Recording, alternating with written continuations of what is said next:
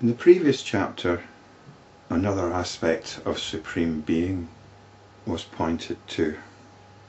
It's Tattvam, or Thatness. The phrase used was Vastu-tattvam. That which is omnipresent and which is without beginning and end, and which is pure, unmodified, undifferentiated being, that is known as existence, Vastu-tattvam, or reality. And then we were told that it exists as space and space, as sound and sound, as touch and touch, as skin and skin, and so on. Vastu is dwelling, is shelter. So existence is the abode or the dwelling of thatness. What's this phrase thatness or tattvam trying to convey? There's a similar Zen phrase in the walking, just the walking, in the seeing, just the seeing, or something along these lines. What it means is everything is as it is. We don't make any stories about it. When we're open to everything as it is, we're open to everything. Awareness has to be aware of something. Awareness can't just be awareness unless it's aware of itself, which is the ultimate awareness. When we talk about pure awareness, we're talking about awareness being aware of itself. You cannot have awareness by itself. There has to be awareness of something. And when there's awareness of something, we no longer talk of awareness. There's only the thing that we're aware of. So when we're talking about thatness, we're talking about the supreme awareness, awareness of itself. In that awareness, there's all things happening.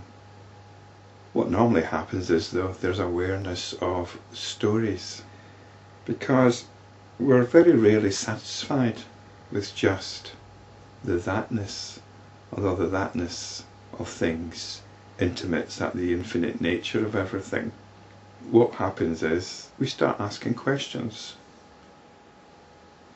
If I smell cedar, I start thinking then about a cedar tree. It must be coming from a cedar tree or cedar wood.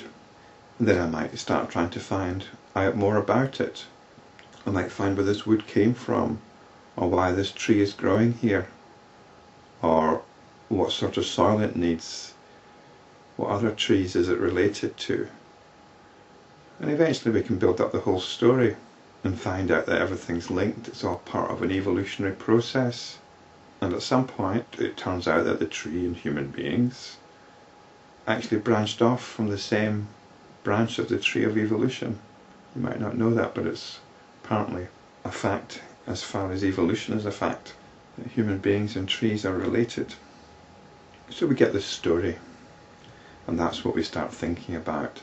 And the initial thatness, the experiencing, which was described as the smell of cedar, has been forgotten. It's been overlooked and replaced by the story of the cedar tree and the context of the story, which might be God, religion, or it might be evolution. So this is what happens. So now and again we come back to the thatness of everything, and we say things like, in sound there's only sound. There's no story about air molecules getting compressed, and stories about ears and eardrums vibrating and getting electrical signals being generated from these vibrations. These are all stories. We focus on the sound. In the sound is only the sound, and in the sound is intimation of the infinite. But we don't think about that.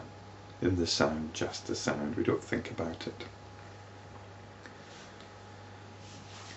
Rama asked, O sage, even as the cities, etc., that we see during our dream are unreal, The world, which is the dream of Brahma, the Creator, is in fact unreal and illusory.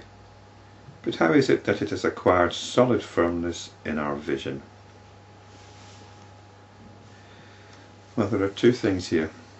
One is the dream nature of reality, and the other is that it's the dream of Brahma, the Creator. Well, we could answer this question straight away, following on from the previous chapter. It's because of the thatness of things. It hits us with such vividness that we can't help notice it. We can't help wondering about it. We express our wonder in identifying with it and asking questions about it and looking for answers. But we shouldn't really get too taken away with this notion that this is the dream of Brahma. It's our own dream.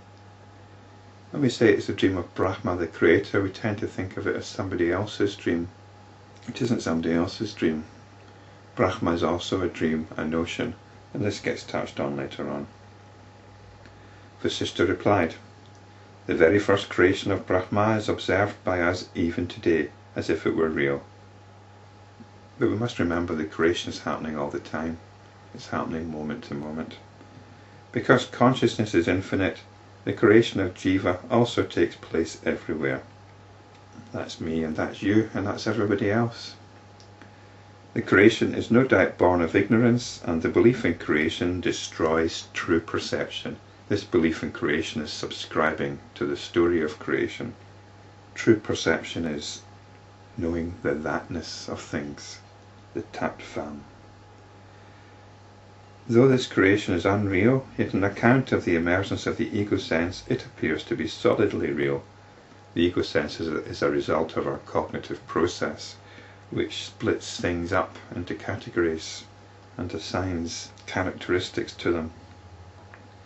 The dreamer does not realize the evanescence of the objects seen in the dream. Even so, it is in the case of the cosmic dream of the Creator. The dream partakes of the characteristic of the dreamer. That which is born of the unreal must be unreal too. Hence, though the world appears to be real, as it is born of the unreal concept, the dream of the Creator, it should be firmly rejected. So the dream of the Creator, well, it's only a concept. There's nothing real about it. So we shouldn't take the solidity of the world as a mark of its reality. Things are solid in dreams as well.